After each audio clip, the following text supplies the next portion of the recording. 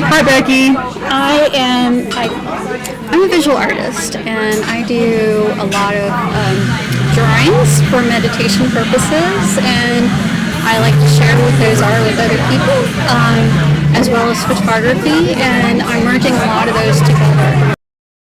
So what I wanted to talk to you about is inspiration today, and Jen has been a huge inspiration to me, and I appreciate it. So art, it comes off and on, and sometimes as you become older, you can't do as much art as you'd like to because at some point you have to make money, and sometimes you can't always get the money you need out of art until you are ready to really dedicate yourself to that.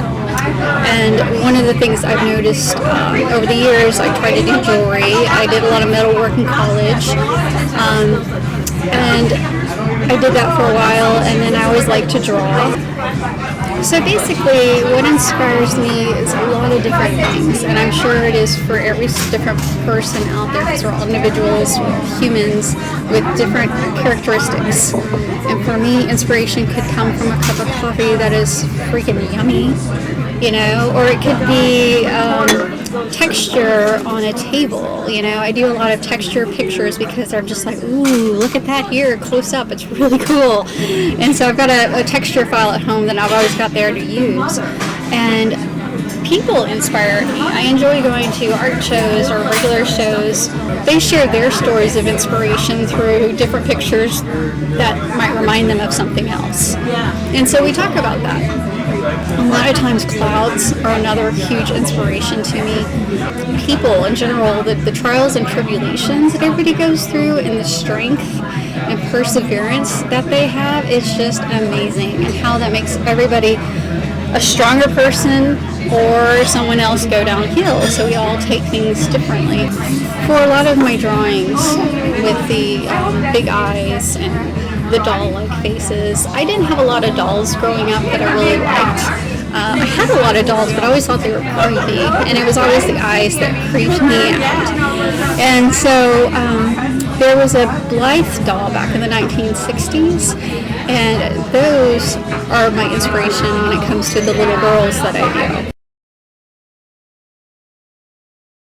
So I thought they're cute, and I think they're innocent, and I like the innocence of it because they're not corrupt yet. And that's another thing is with that, there's a lot of girls and women out there who are still learning things today, and it just brings a little bit of innocence in their childhood back to them, and that's what I try to share to them, just something to make them happy.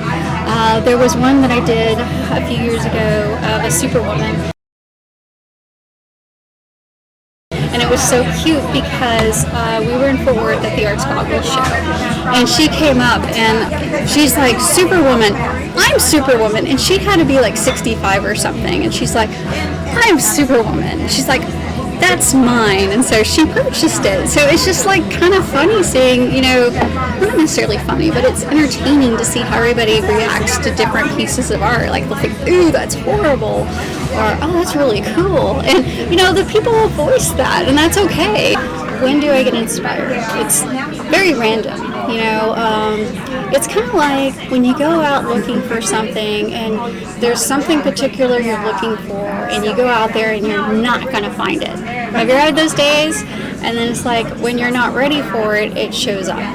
So a lot of really cool things that I have picked up have been like random happen chances, like just out of the blue, and that's like the coolest thing. And so I've learned to bring my camera with me, or a pad and pencil, or at least my phone so I can jot down notes or take a quick picture of, hey, I really like the color or the texture, and then I can bring it into something that I'm creating. So basically, giving yourself permission to open up and create something is when that actually happens. Like you're opening yourself up to something new, and that is amazing.